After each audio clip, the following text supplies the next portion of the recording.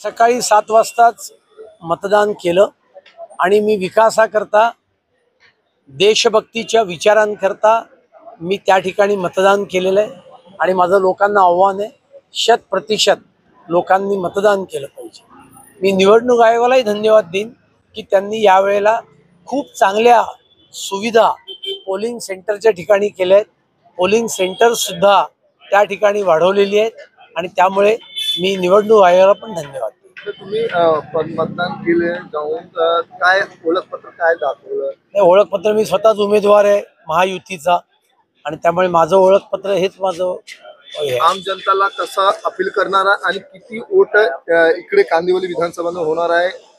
नाही, आतापर्यंत 9 वाजेपर्यंत 9% जास्ती मतदान ओव्हरऑल विधानसभेत झालेलं होतं। मतदानाचा टक्का आणखीन वाढेल आणि अधिकाधिक लोक मतदान करतील असा मला विश्वास आहे।